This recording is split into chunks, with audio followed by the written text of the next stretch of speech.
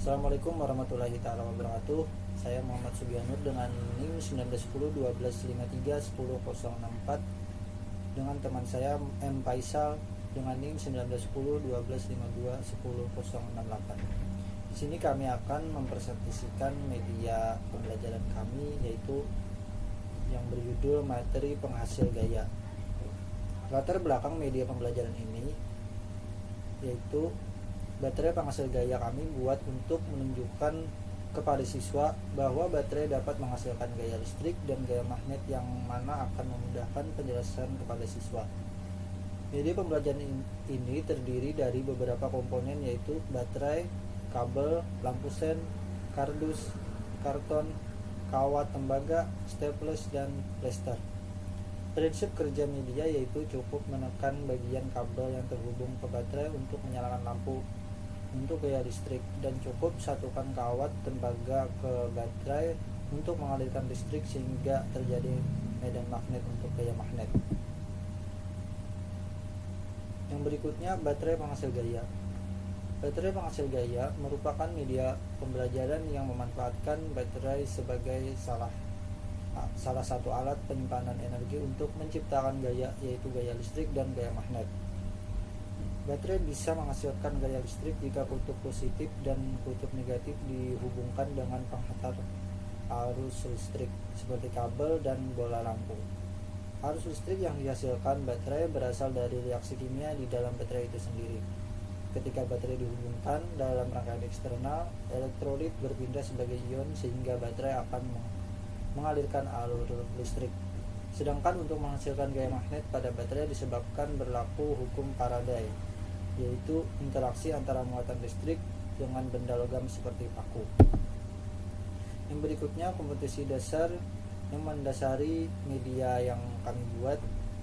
Kompetensi dasar 3.3 mengidentifikasi macam-macam gaya, antara lain gaya otot, gaya listrik, gaya magnet, gaya gravitasi, dan gaya gesekan. Yang berikutnya, pengertian baterai. Baterai adalah alat kimiawi yang menyimpan energi dan mengeluarkannya dalam bentuk listrik. Baterai terdiri dari 3 komponen penting, yaitu yang pertama, batang karbon sebagai anoda atau kutub positif baterai. Yang kedua, seng sebagai katoda atau kutub negatif baterai. Dan yang ketiga, pasta sebagai elektrolit atau penghantar.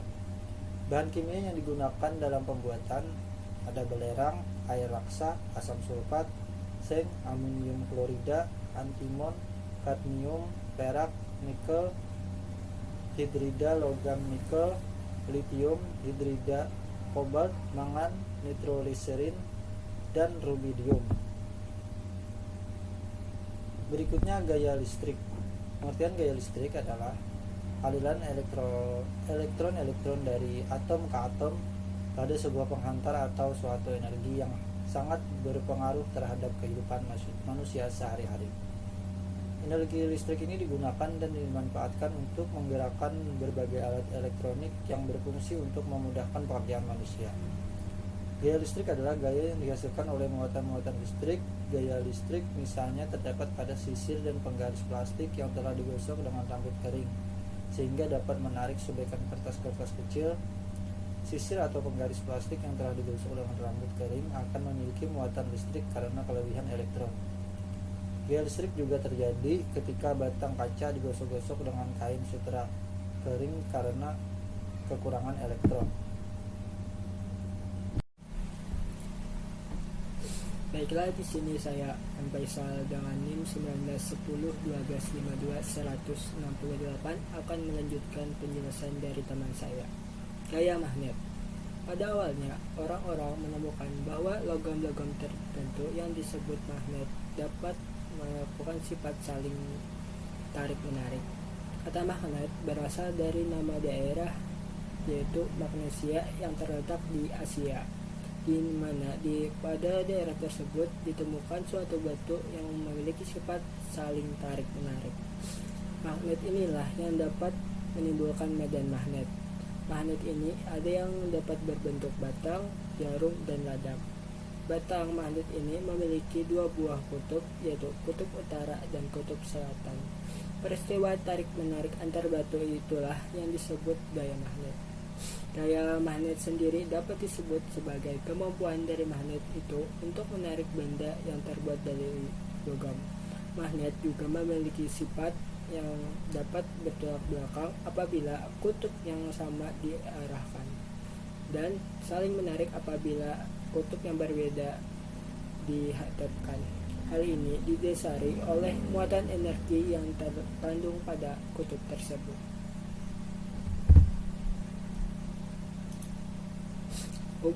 Materi selanjutnya, hubungan antar magnet dan listrik.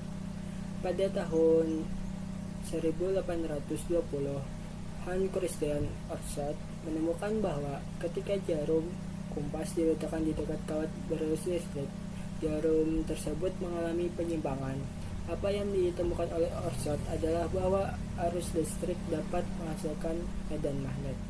Medan magnet adalah suatu ruangan atau suatu daerah yang dipenuhi oleh gaya magnetik. Magnet memiliki garis-garis atau pola-pola medan magnet yang keluar dari kutub utara dan masuk ke kutub selatan. Interaksi medan magnet dan medan listrik akhirnya menciptakan gelombang elektromagnetik, yaitu gelombang yang memancar tanpa media rambat yang membawa muatan energi listrik dan energi magnet. Selanjutnya, pembuatan magnet menggunakan baterai. Dalam membuat magnet menggunakan baterai perlu memicu suatu peristiwa, yaitu induksi elektromagnetik. Induksi elektromagnetik adalah timbulnya arus listrik akibat adanya perubahan flux magnetik. Flux magnetik adalah banyaknya garis gaya magnet yang menembus suatu bidang. Seorang ilmuwan dari Jerman yang bernama Michael Faraday memiliki gagasan bahwa medan magnet dapat menghasilkan arus listrik. Pada tahun 1821, Michael Faraday membuktikan bahwa perubahan medan magnet dapat menimbulkan arus listrik. Hal ini juga berlaku sebaliknya. Hukum Faraday inilah yang dapat dimanfaatkan untuk menciptakan medan magnet menggunakan baterai. Bahan yang berperan utama dalam penciptaan medan magnet ini ialah baterai itu sendiri, kawat, dan paku.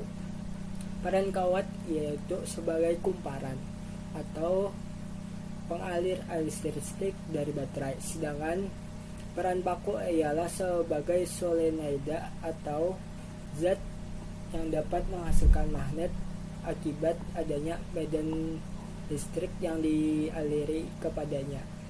Oleh karena itu, peran baterai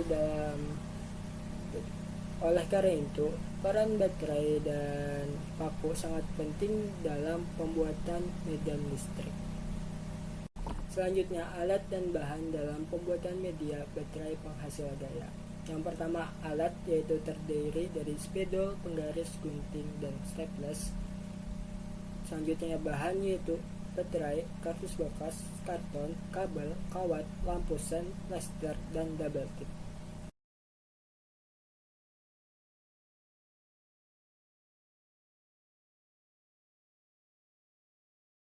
Jadi di sini adalah penggunaan media kami, yaitu baterai penghasil gaya. Yang pertama, gaya listrik. Untuk menggunakannya cukup letakkan kabel pada bagian bawah baterai yang sudah terhubung dengan lampu sehingga listrik pada baterai mengalir ke lampu yang menyebabkan lampu pada media menyala. Berikut prakteknya.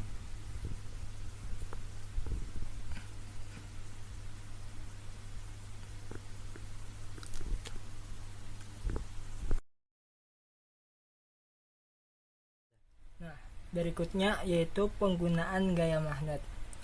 Mirip seperti penggunaan gaya listrik, tapi di sini kita akan menghubungkan kawat tembaga kepada bagian bawah baterai. Nah, sehingga aliran listrik dari baterai ini akan mengalir kepada paku atau solenoida yang akan menyebabkan gaya magnet pada paku tersebut. Nah, inilah hasilnya.